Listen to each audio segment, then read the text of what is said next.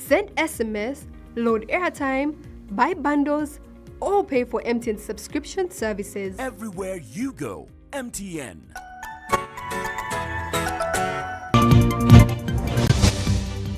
Yoweri Museveni assures women economic empowerment through the parish development model. Commander Land Forces Muhoozi Kainerugaba allegedly retires from service. Art and music hailed for reducing gender-based violence. And in sports, Global Sports Mentorship Program gives life skills to over 200 women. Was brought to you by Everywhere You Go, MTN.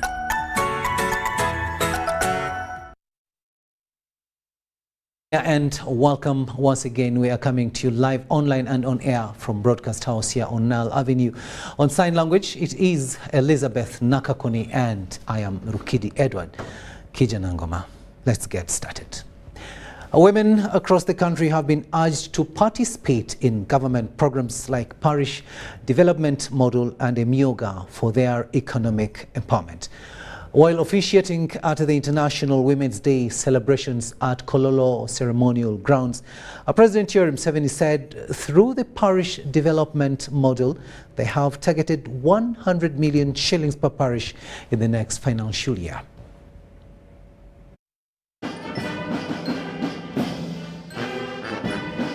A big number of women and men converged at Kololo Airstrip to commemorate this year's International Women's Day. President Yoweri Museveni arrived in company of the First Lady and Minister for Education and Sports, Janet Museveni, around 11:30 and inspected the parade comprising of only women soldiers, police and prison service officers. Museveni said women can get economically empowered through commercial agriculture by participating in the Parish Development Model and Emyoga program. This stimulus of empowering women through economic empowerment. Because once a woman has got her own money, she will no longer be as vulnerable as those who are depending on men for livelihood. Government plans to increase the money from the current 17 to 100 million shillings per parish. He says that government aims at phasing out peasants. A middle class society with a skilled class society and phase out the peasants. We want the peasants to disappear. Not by dying, but by ensuring that a peasant does not produce another peasant. Cattle raider in Karamoja should not produce another cattle raider. A cattle raider should produce a farmer. The Vice President, Jessica Lupo, assured the President that they will take the responsibility and the challenges they come with. First on the agenda of women is economic empowerment through government programs. I'm here to ask that we require gender equality and women's empowerment. We are not coming to ask that we want to compete with men. No. What we are asking is that give women and girls equal opportunities. Women have also asked government for strategic support to vulnerable households by coming up with water harvesting programs. As government rolls out different agro-based initiatives, there is need to equip women who are the minority in the agriculture sector with skills in smart agriculture, value addition, land use of increased productivity, and affordable energy-saving technologies. Government is looking at making education completely free. It has empowered women in security, promoted health of citizens and infrastructure, like installing piped water in the villages. I'm Navka Farida in Kampala. Now, in a rather unforeseen move, the UPDF Land Forces Commander, Lieutenant General Muhoozi Kainerugaba, has announced via his verified Twitter handle that he has retired from the Army. Lieutenant General Muhoozi has described his 28-year outing in the UPDF as service in the greatest military in the world. Lieutenant General Muhoozi did not divulge further as to why he has chosen to hang his military boots in a rather impromptu way. Samuel Senono reports. This afternoon, the Commander Land Forces Lieutenant General Muhoozi announced that he is retiring from the UPDF after 28 years of service. In a tweet posted on his verified Twitter handle, General Muhoozi posted, and I quote, "After 28 years of service in my glorious military, the greatest military in the world, I am happy to announce my retirement. Me and my soldiers have achieved so much. I have only love and respect for all those great men and women that achieve greatness for Uganda every day." Muhoozi couldn't be reached for further clarification on his post, but those close to him who UBC reached out to revealed that the content was from the handle and posted by the Commander Land Forces. The UPDF also couldn't be reached for a comment on this matter. But the UPDF Act of 2005 guides officers on retirement. The Act states, and I quote, "An officer may in writing tender the resignation of his or her commission to the board, but shall not, unless otherwise ordered by the CDF, to be relieved of the duties of his or her appointment until he or she has received notification in writing of approval and his or her resignation by the board." The Act also talks about circumstances under which the Defence Council may discharge an officer or militant from the Defence Forces. Muhoozi, who personally raves about his outings in the army, was vital in the liberation of Mogadishu town in Somalia from the Al-Shabaab terrorists. He also took part in Operation Lightning Thunder in the Central African Republic in 2007, aimed at degrading the LRA rebels' stronghold, and most recently, Operation Shuja in Eastern Congo, which he has been commanding. Over the weekend, General Muhoozi gave an operation update. Operation Shuja, which means Operation Hero. Shuja is hero in Kiswahili, has been very, very successful, very successful. We're meeting all our objectives, and we have definitely, I think we have broken the back of the enemy, but the operation continues. In his modus operandi, Muhoozi indicated that a commander leads from the front line, and shortly after taking over office as Land Forces Commander, he toured all servicemen and women in deployment.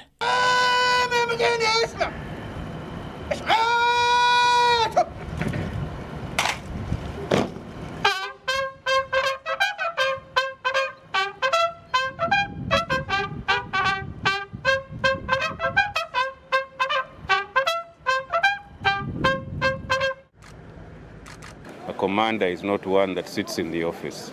Commander is somebody who goes to the field and understands what his soldiers are going through in the field. So that's why I came here. Speculation is ripe as to why General Muhoozi has took this course of action, which has left many guessing his likely next move. Samuel Senono, UBC News. His next move indeed, and that's where we begin our second story, where the decision by the Commander Land Forces Lieutenant General Muhoozi to retire from military service has raised eyebrows, with different political players questioning the criteria. Chira Municipality Member of Parliament Semu Junganda, in an interview with UBC TV, wondered how such a big announcement can be only channeled through a social media tweet, contrary to the laws of the land. Take a watch. Have you come across any information that the first son has retired from the army? I have heard. I don't have official information from UPDF, but I have learned that he has personally issued a statement on his Twitter account announcing his retirement. At the beginning of every financial year, UPDF submits through the Ministry of Defense a policy statement to Parliament requesting for money to deal with retirement, because retirement goes with the packages, and they plan that this financial year we intend to retire so many colonels, so many generals, and money is provided in the budget, because on the day of retirement people are supposed to get their retirement benefit. So Muhoozi becomes the first officer to announce his retirement, and that will have far-reaching ramifications to the rest of the military officers, because what will stop Tunyefuza from announcing his retirement? You see, there are many people who have wanted to retire from the military. Tumukunde even went to court, and the court told him you cannot leave until much later when he went to repent before the president. General Sejusa wanted to leave the military in 1995-96. They stopped him. They even went to court Recently, he also sought to leave, but he said you can't go away. Yet, if you read the UPDF Act, if you remain at the same rank for 10 years, you automatically leave the military. Sejusa has been a general for more than 10 years, but they can't retire him. So, but of course, Sejusa is not Muhoozi, who announces his retirement from the military through informal channels. But also, all these things, you see, in the military, yes, there are many things that happen, but the president owes us an explanation. Someone he promoted just the other day and gave him a very big appointment. How comes now he's retiring and announcing his retirement? What has happened? The country must know. Chira Municipality MP Semu Junganda having his say there in relation to the Commander Land Forces Lieutenant General Muhoozi Kainerugab's retirement from the army. Still with the UPDF Land Forces Commander announcing his retirement from service. Now, the gallant soldier, also first son, leaves the army after rising to ranks to become the person with the most daring character. But who is General Muhoozi? Our next story gives us the answer. Today we bring you the profile of Lieutenant General Muhoozi Kainerugaba, the fourth son and UPDF's Chief of Land Forces. Lieutenant General Muhoozi Kainerugaba is a Ugandan military officer. He is a Lieutenant General in the Uganda People's Defense Forces and is the commander of UPDF Land Forces. General Muhoozi is the son of President Yoweri Museveni, Commander-in-Chief of the UPDF and President of Uganda. Lieutenant General Muhoozi Kainerugaba was born in Dar es Salaam, Tanzania on the 24th of April 1974 to Yoweri Kaguta Museveni, President of Uganda, and Janet Kataha Museveni, First Lady of Uganda. His education background: as a child, Kainerugaba attended school in Tanzania, Mount Kenya Academy in Nyeri, Kenya, and Sweden. After his father, Yoweri Kaguta Museveni, became President of the Republic of Uganda in 1986, Muhoozi attended Kampala Parent School, King's College Buda for a while, and St. Mary's College Kisubi, a Kampala neighborhood, where he completed both O and A level. He graduated in 1994. In 1994, Muhoozi initiated cadre development courses for numerous youth, especially at the university. In the same year, he initiated Frontline magazine, together with other young patriots. Muhoozi also actively participated in the formation of discussion groups, cadre cells in numerous schools, universities, and institutions of higher learning, as well as participating in a number of community development projects. In 1995, together with others, he started encouraging young people to join the security services and serve their nation. Many who joined at this time are serving with a distinction throughout security services. Therefore, he helped in popularizing service in Uganda's security forces. His military career: in 1999, Muhoozi joined the UPDF at the rank of Officer Cadet and graduated in 2000 from the Royal Military Academy, Sandhurst, the British Army's Officer Training School. In 2000, Muhoozi was commissioned as a second lieutenant and deployed in the Presidential Protection Unit, PPU. He began as head of combat readiness in the office of the PPU's Intelligence Office. Muhoozi held this position until he was promoted to the rank of captain in late 2001. In 2002, he attended a company commander battalion commander's course in Egypt. Then Kalama Armored Warfare Training School in Kabamba, Mubende District, located in the central region of Uganda. In 2003, with the reorganization of the PPU into the Presidential Guards Brigade, PGB, Captain Muhoozi was promoted to the rank of Major and became the commanding officer of the fledgling Motorized Infantry Battalion, and a member of the Defense Forces Council. He saw his first combat action in Soroti later that year. The Motorized Infantry Battalion played a pivotal role in the defeat of the LRA in Soroti. In 2005, he took command and trained with an infantry company in advanced infantry skills at Kasenyi Training School. That company was later integrated into the 1st Commando Battalion. In 2006, he supervised the training and organization of the newly formed 1st Commando Battalion in Baralege, Otuke County in Lira District. In 2007, deployed with the newly formed 1st Commando Battalion to Bundibujo to tackle the ADF. The 1st Commando Battalion defeated the ADF at the Battle of Semliki National Park in March 2007.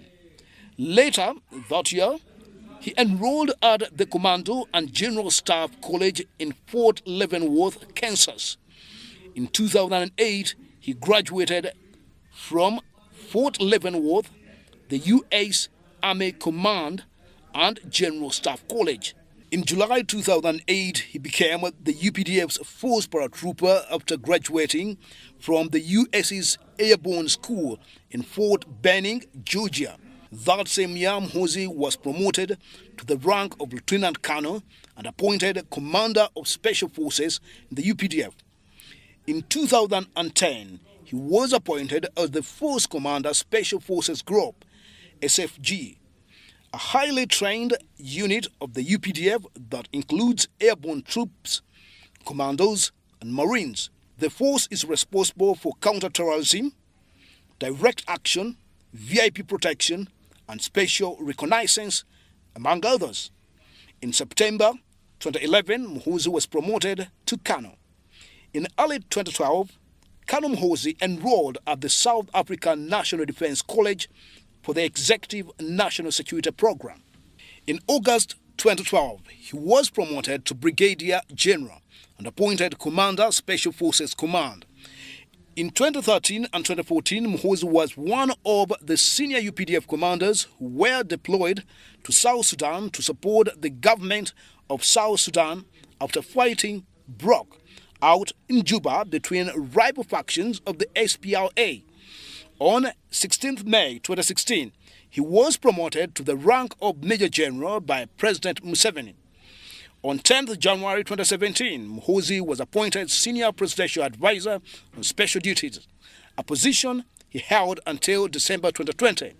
In February 2019, he was promoted from the rank of Major General to Lieutenant General in a military promotions exercise that involved more than 2,000 UPDF men and women. On 16th December 2020, Lieutenant General Muhoozi was again appointed as Special Forces Command SFC Commander by His Excellency Yoweri Kaguta Museveni.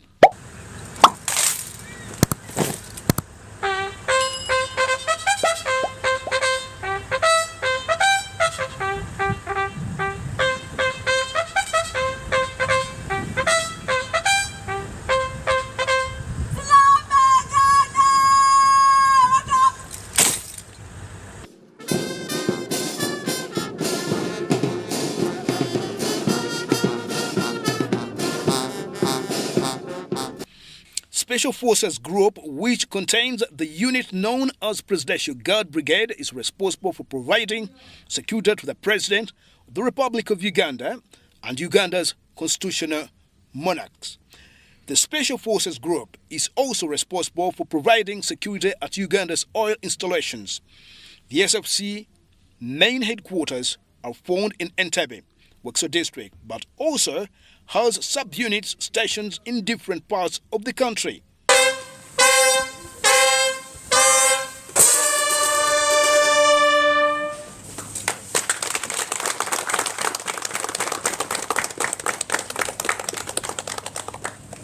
His work as commander. In 2004, he successfully coordinated and participated in a hostage rescue operation in which 3 staff in the Office of the Minister for Water, Lands and Environment, Maria Mutagamba, were taken hostage. In 2007, he commanded the decisive defeat of the ADF in Bundubujo in an operation where 80 enemy forces and the ADF third in command were reported to have been killed in action.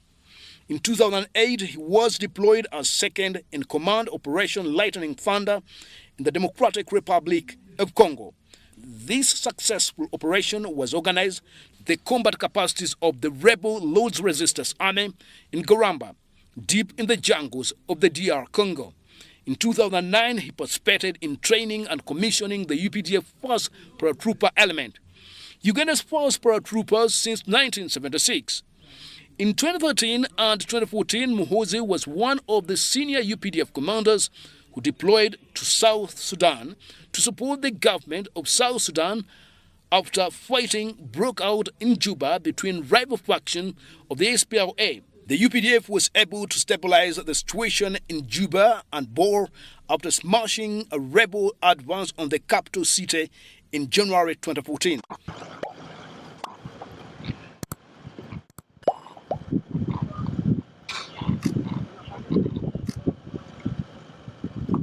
In September 2021, Lieutenant General Muhoozi Kainerugaba spent 5 days in Somalia, where he visited Ugandan soldiers serving under the AMISOM to boost their morale as they continue to battle the Al-Shabaab.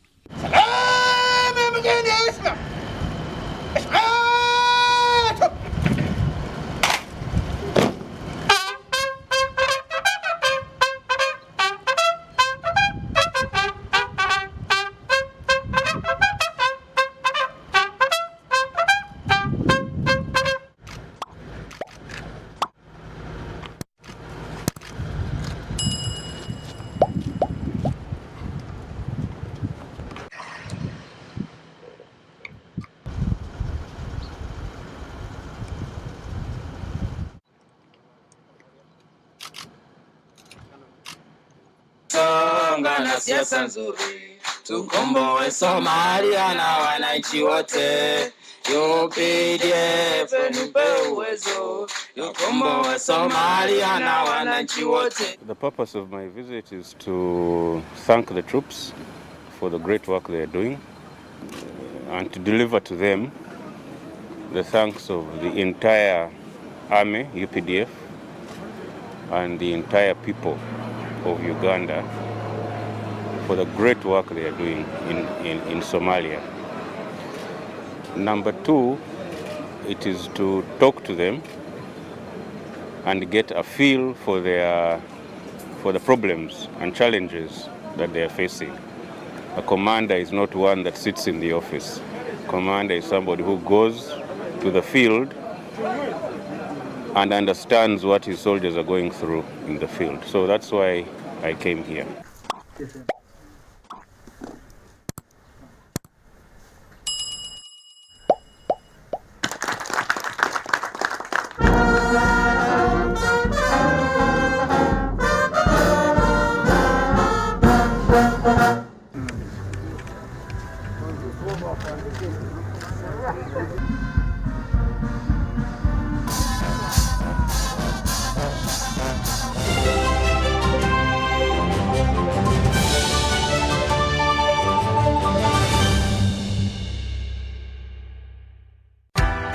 MBs are now bigger MBs only on MTN. When you load a daily bundle of 250 shillings, you no longer get 15 MBs, you get 30 MBs. For 500 shillings, you no longer get 40 MBs, you get 80 MBs. For 1,000 shillings, it's no longer 100 MBs, it's 180 MBs. Dial *150*10# or use the My MTN app to load bigger daily bundles only on MTN. MTN is regulated by the Uganda Communications Commission.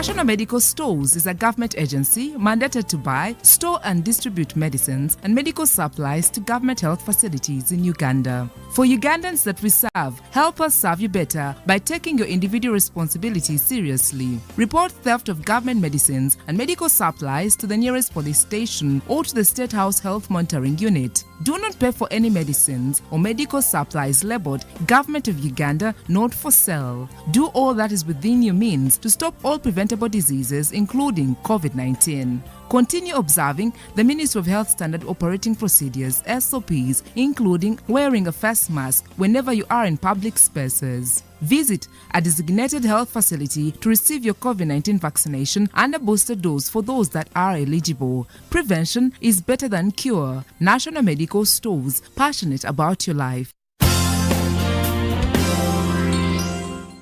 There have always been hard times, but these days are harder than most. Everyone is hurting. Everyone needs help. But some among us are asking the question, what if we didn't have to go through life's hardest moments alone? What if we were in it together? And just by asking that question, he changed my son's life. He created an online crowdfunding platform for Ugandans to help raise money for each other. Thank you, Nixon, for helping me. This is a story of a regular Ugandan just like you, who harnessed the power of technology to provide a solution for us. How about you tell us your story? UG needs more of you. To share your story, visit airtel.co.ug/UG needs more of you or call or SMS 162. Airtel, the smartphone network.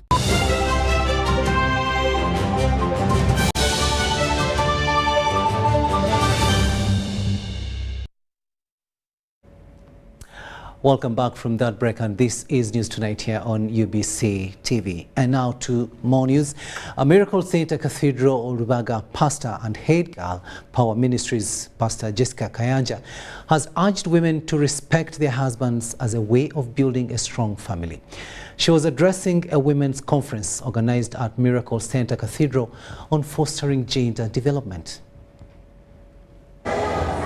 International Women's Day is observed annually on March 8th and commemorates global social, economic, cultural and political achievements of women. In Uganda, born-again women at Miracle Center Cathedral convened for prayers. The conference was officiated by Pastor Jessica Kayanja, who cautioned women not to disrespect their husbands. Living in an era where women have been left behind, and especially with this government, I thank God for this government. The role of women has been clearly defined, even in top positions of leadership.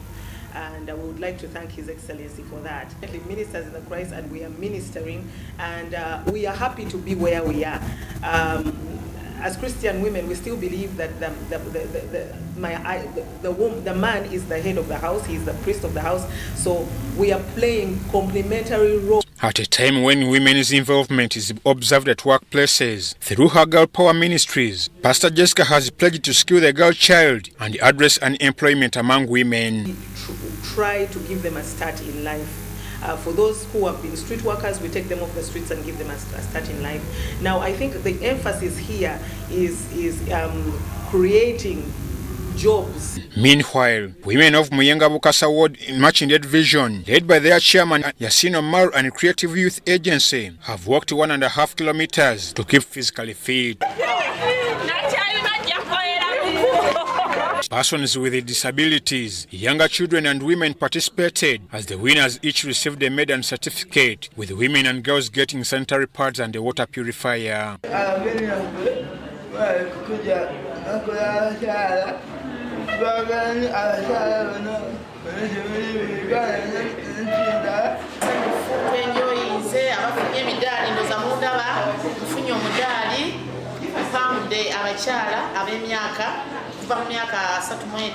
Yasino Maru applauded government for giving women to hold different positions at work. Our area, we are celebrating like the entire world. So here we organized a run. We gave out medals to those who performed better. We also gave to the girl child worship ball pads so that they can use them for 2 years from Melissa Foundation of America. We also give certificates of recognition. Ivan Juko, Flower Semper, UBC News. Makerere University School of Public Health, Uganda Youth Development Link and Keniso State University have started addressing social drivers of mental illness in low-income communities. Uganda Youth Development Link Executive Director Dr. Kasire Rogers believes in transforming lives of girls and young mothers who live in Kampala slums. The project will study the link between places and mental health among young women living in slum areas. This will also assess the relevance of empowerment initiatives in these slum areas. Understand whether if we give young girls vocational skills training in beauty and cosmetology or any other vocational skilling, will it help reduce on these stresses that they have? Will it help address some of these underlying factors that they are facing? Will it help to improve the way they sleep, in the sleep patterns? Will it improve on their, different stress levels?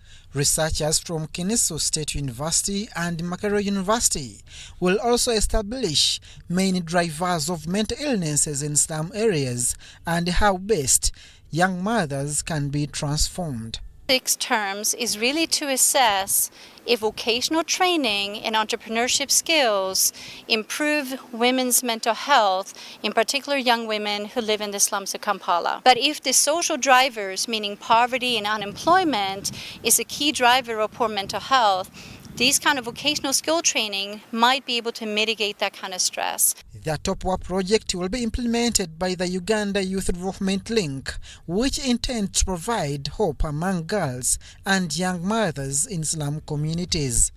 Combine an intervention with psychosocial support, not only life skills, because it's not about life skills, but also address other problems of alcohol, homelessness. She's worried about guys who are beating and sexually abusing her, alcohol problems. Things tend to improve. Researchers believe any empowerment initiative without scientific guidance is bound to fail, as many of the beneficiaries require psychosocial attention before being inducted.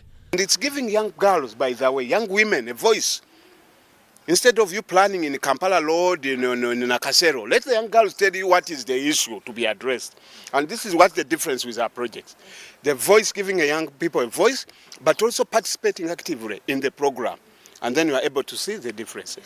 Abdul Nasser Lobwama and Omiat Joel for UBC News. Now, Uganda joined the rest of the world today to commemorate International Women's Day that ran under the theme Gender Equality Today for a Sustainable Tomorrow.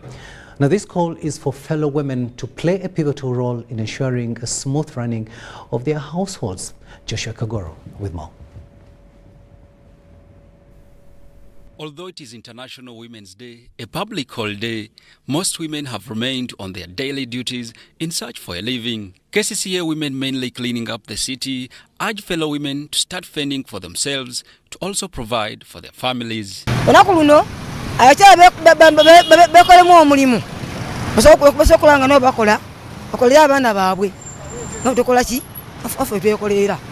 This mother of two wants all women to break the dependency syndrome.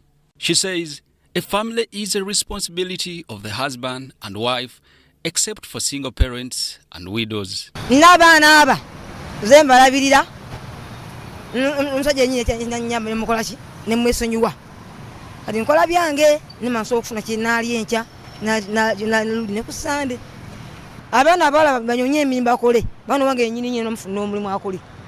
abere bulungi kubona naliko ngabbo tikyasoboka sawo nako emimi gyange ndi mukwera n'emizeewo ng'omuntu kati ndi bulungi nannyo olenga ndi munfuufu.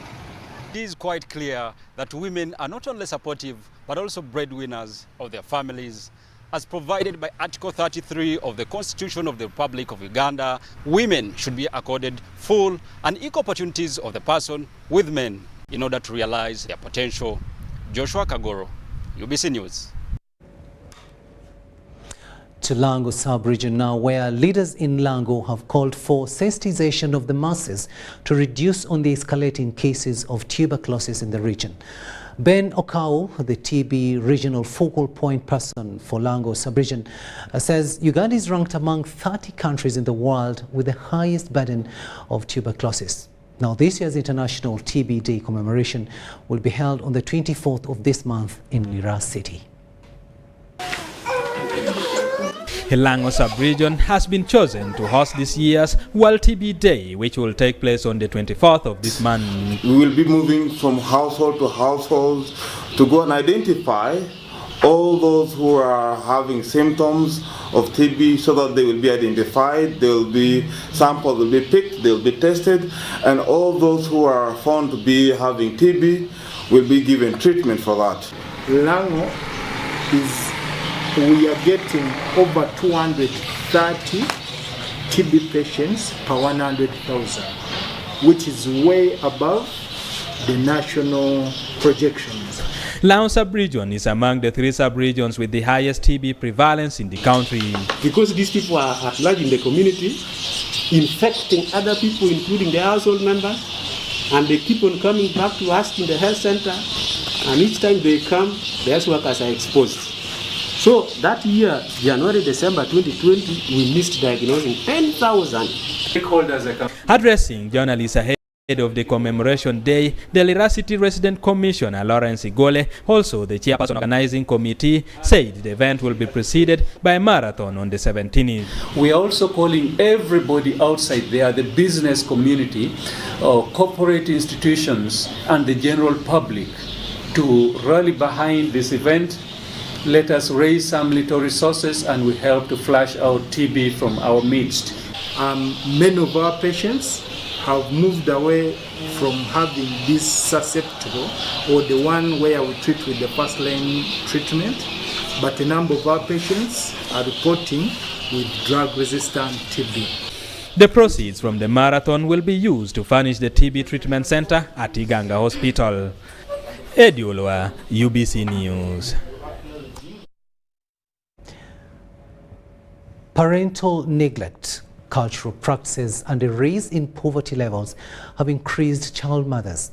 A fresh study by a medical doctor operating in rural West Nile shows that young girls are made pregnant on market days, during extended cultural festivities, and more recently, the COVID-19 induced lockdowns. Now, this came to light as New Voices and Lions Clubs International District 411B marked Women's Day at Silver Springs Hotel here in Kampala.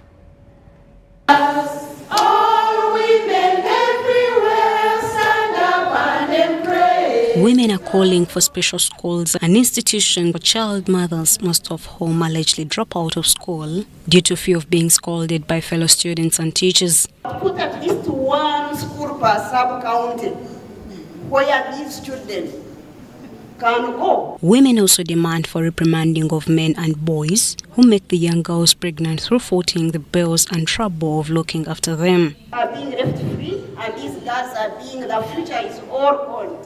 How can we give them skills that can actually lead them to have, This was during the Women's Day celebrations organized by New Voices and the Lions Club International District 411B. Mothers, daughters, all women everywhere. Dr. Jacqueline Akelo, a female medical doctor working in West Nile, says markets, festivities, parental neglect and poverty are some of the main drivers of child pregnancy. Teenagers moving in groups in the middle of the night and the authorities are comfortable with it. What do we expect? Professor Masin Tagare of Makerere University, also a member of Lions Club International District 411B, appealed to government to set up schools and institutions where child mothers can study from without the fear of being scolded or intimidated. It's good to propose that they go back, but can't we, is government too poor to put schools which are separate? You can imagine the stigma of this pregnant girl. The New Voices Conference was officiated by the Governor Lions Club International District 411B John Bosco Ntagare and several leaders within the Lions Club of Uganda. And the purpose of the New Voices is to give every lion and the Rio a voice. Shaidat Nasaku, Deo Habimana, UBC News. To Kagadi now, where a cross-section of women in Kagadi district have celebrated International Women's Day and applauded the NRM government for enhancing gender equality and women empowerment in social, economic and political development. Take a watch. From Kagadi district within Kagadi Town Council, celebrations to mark Women's Day were at different areas, with women claiming women empowerment in different spheres. Sharon Karunji, a woman leader in Kagadi Town Council who owns a classic hotel in Kagadi Town Council, says this day is worth celebrating.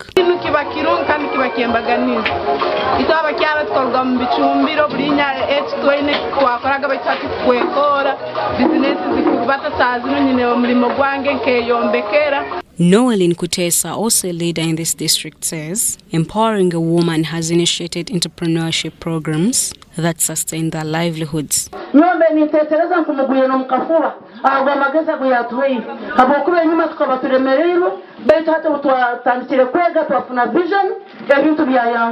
Abakyala abali okwo mule kwikala mwikalire kusabiriza abakyala nenye muteke haka buli kantu kwako kwa kutahengala omukyala nikasaba kuha sente kakakubeisaho.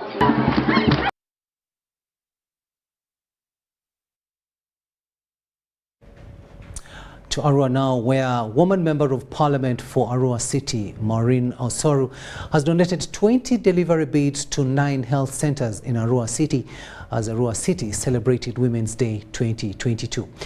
She said it has been a concern to her seeing women delivering on the floor in some health facilities, adding that donating delivery beads on Women's Day is a fulfillment of her pledge during the campaigns in 2019. His colleague Asoro Atima also donated 7 ambulances to support maternal health in the Greater Arua district, comprising Terego, Madiokolo and the current Arua district during her reign as Arua District Woman Member of Parliament. I received these beds and we thank you so much for giving it to us, and we pledge that we are going to put them into proper use. May God bless you. I actually found most of the health centers do have 1 delivery bed, and those that have 2, it's either one is working or one is not working. So looking at the numbers of mothers that go and give birth in these health centers is overwhelming. There's a mother who gave birth when I was seeing on the floor. So from there, as a godly person, I was motivated during campaigns, and then promised that I have to try my level best. I know government has done its part, but however, where we can also support, we cannot leave our people alone in the hands of the government alone. Where we can, it's the same government, we can support. So that is why I decided to look for funds to buy these delivery beds. Now, I want those other delivery beds that they're not working, I want them to be replaced. And then the ones that are eaten up, actually they're rusty, that's what I can say. They have been donated I don't know how many years back. So that is why I chose that idea of come what may, I must look for funds as a woman representative to buy delivery beds for my women. Each politician has its own line, so I will take that line of empowering women in their households. That will also now contribute, it will minimize the challenges they will face in the health facilities when they reach there. So I congratulate Maureen Osoru, I congratulate all the women of Arua City. Together we shall make this city a better place for all. Thank you. We make our prayer. God be with you. May Almighty God bless you all, Father, Son, and the Holy Spirit. Amen. Thank you.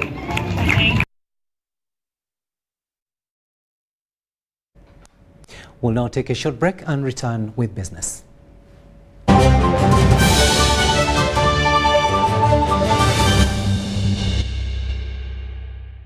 This is how we play. Play with power. This is how we do it. How we put a team together. This is how we pass on greatness. Because with this team to inspire us, there's nothing we can't do.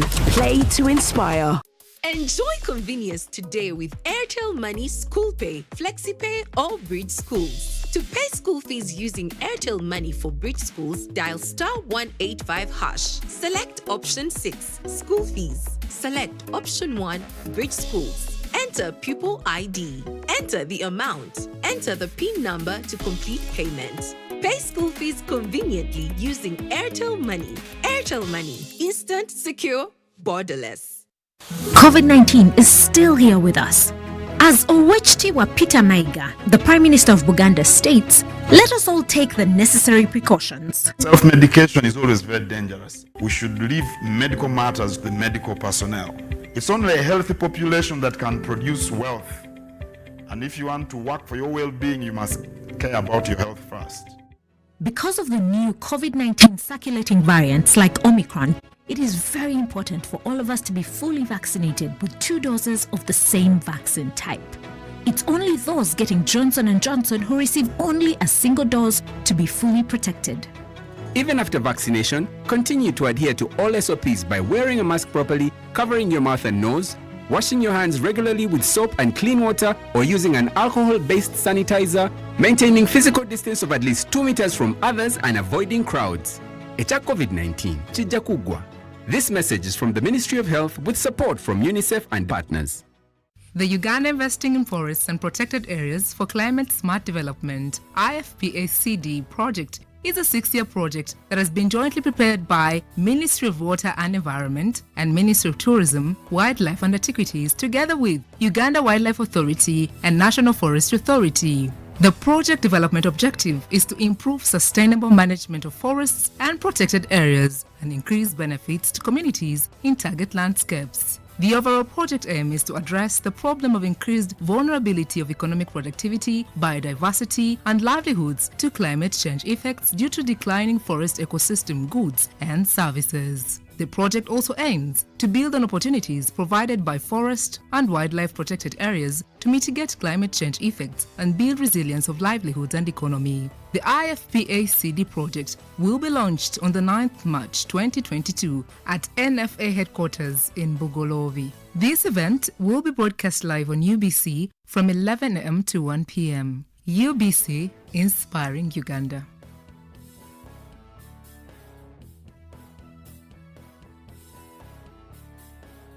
Enjoy convenience today with Airtel Money School Pay. Dial *185#. Select option 6, school fees. Select option 2, school pay. Select option 1, pay fees. Enter student number. Enter the amount. Enter the PIN number to complete payment. Beat the back-to-school hustle today. Pay school fees conveniently using Airtel Money. Airtel Money. Instant, secure, borderless.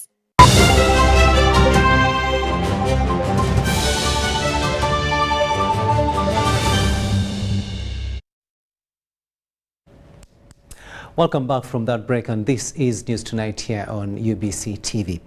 Let's have a look now at what's happening in the world of business. And as more Ugandan women enroll into the technological space of Uganda, gender equity and inclusiveness is key if the solutions developed are to holistically cater to the challenges of society. In this following story, we share thoughts of some women that are driving the agenda of women inclusivity in the sector. The tech industry in Uganda and across the world remains male-dominated. One of the main reasons for this status quo is the gender stereotype that it is a masculine profession. ICT used to be looked at something for, let me say, for men. You could find that ladies were left out in this. Being a woman in a field that is too much male-dominated is not like very, very easy. But again, since I'm a professional teacher, I learned skills of how I can survive. Studies show that diversity in companies is important and that the multiple perspectives of a diverse team are key to innovation. The important thing is both perspectives are important for tech development to be successful. If you have purely a male perspective when you're developing your technology, you're developing your solution, it's going to be skewed because it won't serve humanity. It won't serve the business environment. It won't be competitive because 50% of the users of your technology solution are women. Damalisa is currently Uganda's ambassador of the Women's Entrepreneurship Day organization, with a range of expertise including financial services, trade policy, technology, innovation, entrepreneurship, and is the founder of the Ideation Corner.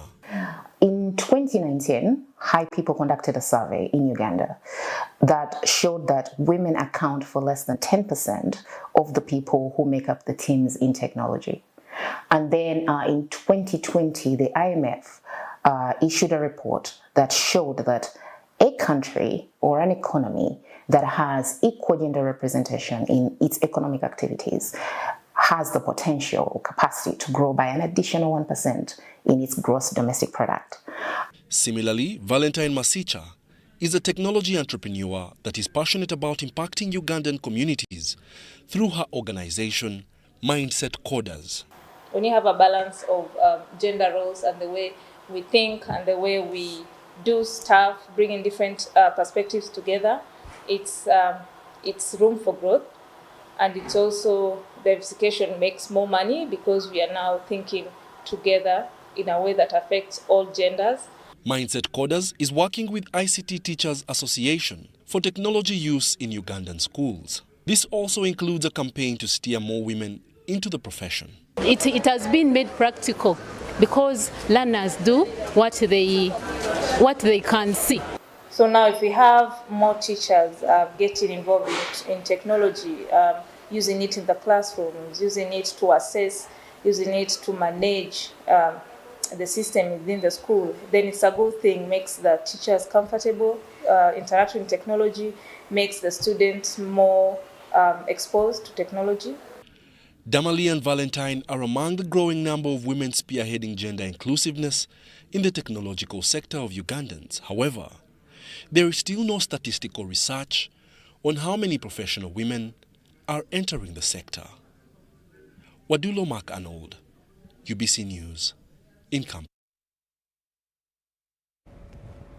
MTN Foundation has commissioned construction of a facility at Smart Girls Foundation, Gayaza, to support skills development among young girls. Mayanja Jamila, Chief Executive Officer of the Training Center, calls for more support for this facility to enhance vocational programs in skilling the girl child. The Smart Girls Foundation offers skills in automotive, mechanic, welding, carpentry and other hands-on training to the girl child. The facility has the population of 400 people, which does not meet the space capacity.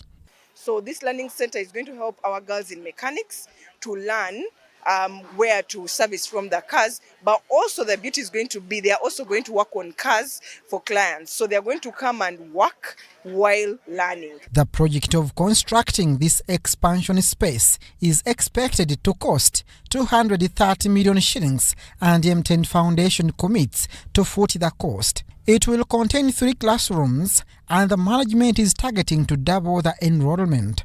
MTN has sponsored construction of a service bay and washing bay at this foundation. This foundation is training and empowering girls in automotive engineering and in electrical installation, welding and other skills which have been the preserve of men. The community is appreciative of the private sector contribution to the empowerment of girl child in the male-dominated fields. Abdul Nasser Lobwama and Joel Omiet for UBC News.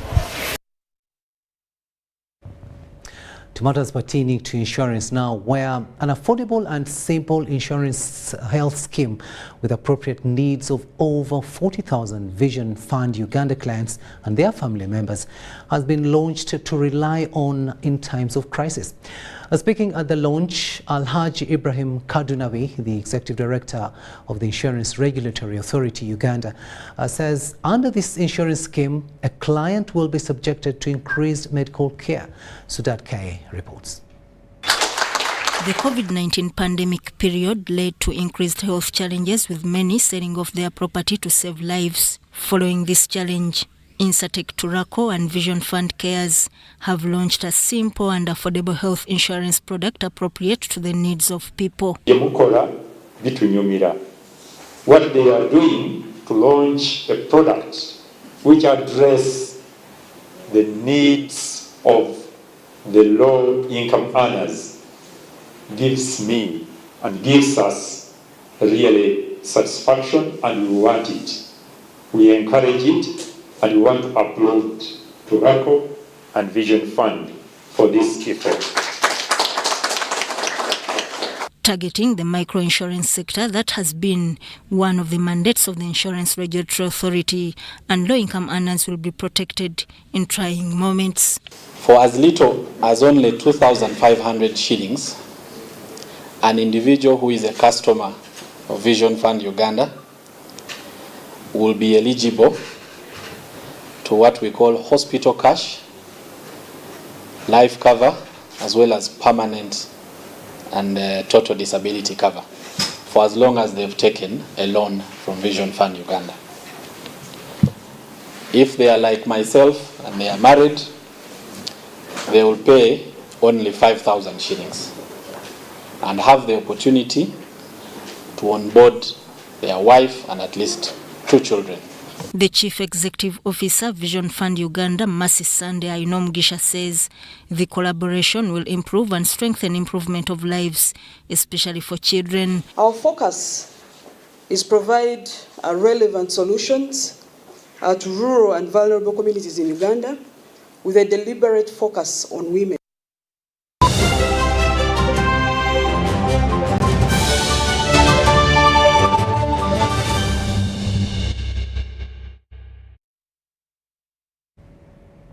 World News now, and we go to neighboring DRC, where the UPDF and FARDC forces stepped up their deployment in Eastern Democratic Republic of the Congo on an operation against the notorious ADF rebels.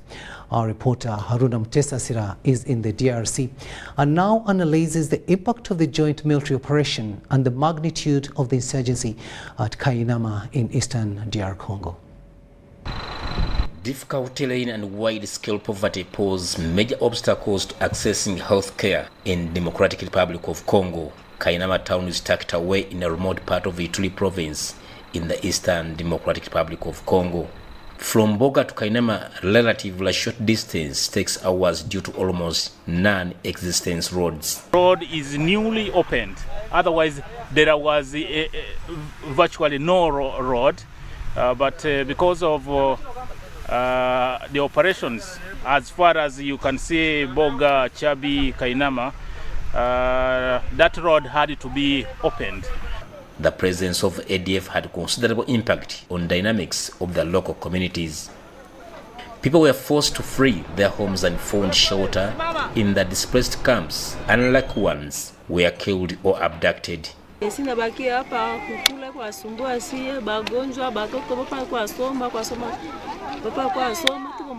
Na chakula hapa tunatafuta tu hapa karibu mu 3 kilometer, 2 kilometer. The coming back of civilians is a big challenge because first of all with us we are very mobile. We are supposed to follow the enemy, we are supposed to keep moving. The joint forces are supposed to be on move following the enemy. So the challenge is that we need more manpower now to have zonal forces who can look after the security of these people who are coming back, and also having mobile forces. ADF rebels have been sowing terror and destruction in areas of Kiijanangoma, Kafeza, Ikimba, Mokanza, and Nabomboli. Of the DRC government and as the UPDF, we are going to defeat this enemy. He's a weak enemy. He has already lost morale, and I'm very sure we are going to defeat him, and we are going to bring back peace in Eastern DRC and in Uganda. But posting soldiers at intervals along ADF sport areas has boosted confidence among Congolese civilians. Operation Suja could be the everlasting solution to the insurgents in the Eastern Democratic Republic of Congo, which has lasted for decades. Haruna Mtesasira reporting for UBC News at Kiijanangoma in the Eastern Democratic Republic of Congo.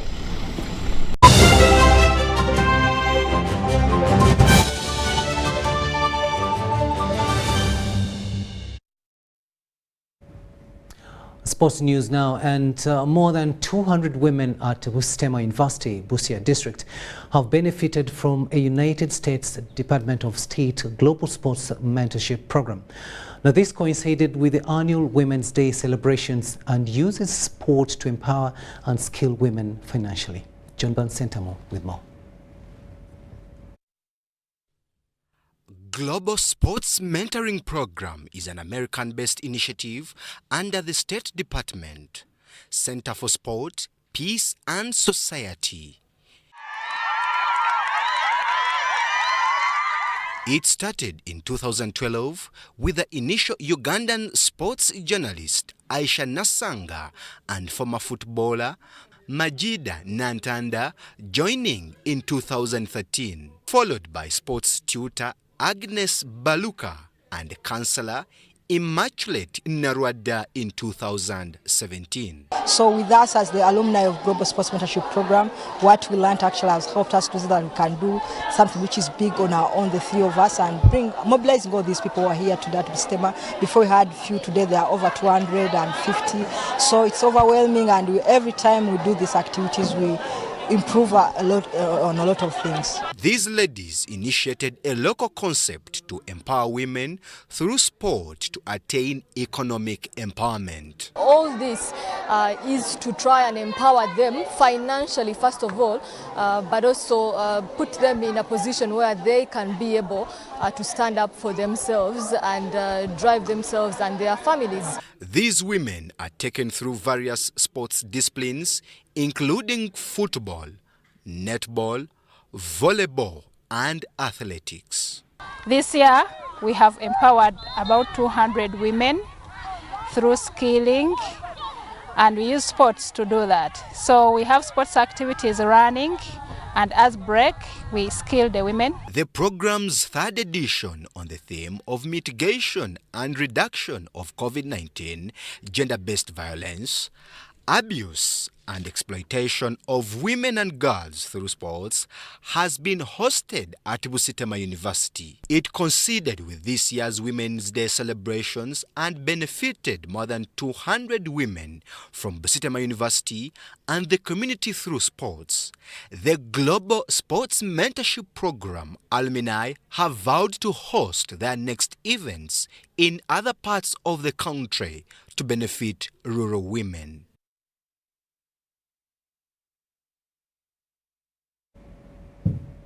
Now, ever thought of an 800-meter race for the deaf and equally so female athletes?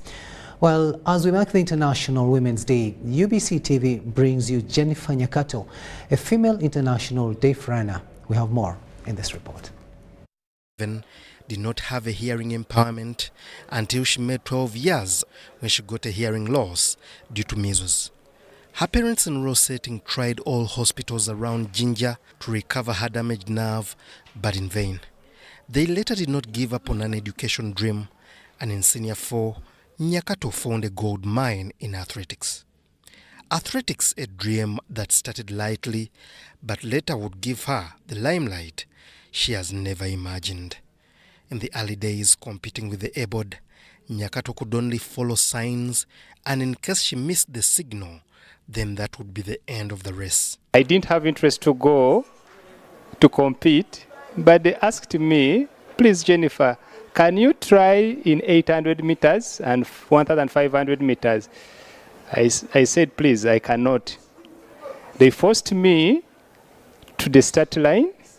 I accepted to go, but I was surprised that I won. From that moment, I never stopped running because I then believed I had a talent of running and being an athlete. In 2018, Nyakato got her first international race. She won gold in the 800-meter race at the Africa Deaf Championship in Nairobi, Kenya. Her first victory on the African continent triggered her ability to go far. Best moment was in 2019 when I went for deaf athletics in Nairobi, Kenya. I won gold in 800 meters and silver in 1,500.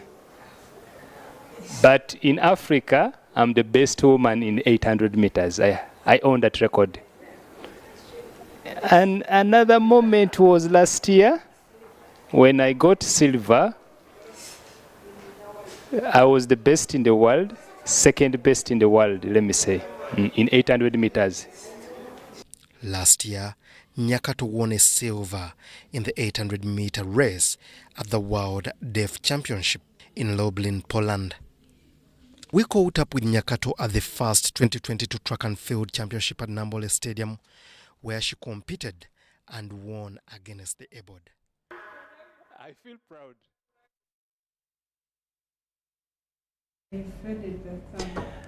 Interesting news there about Jennifer Nyakato, and of course she definitely inspires other persons with disabilities who can make it in the sports field. And that story brings us to the end of our second and final edition of News Tonight. Thank you so much for having kept us company. Elizabeth Nakakuni has been on sign language, and I am Rukidi Edward Kiijanangoma, wishing you a blessed night and see you tomorrow.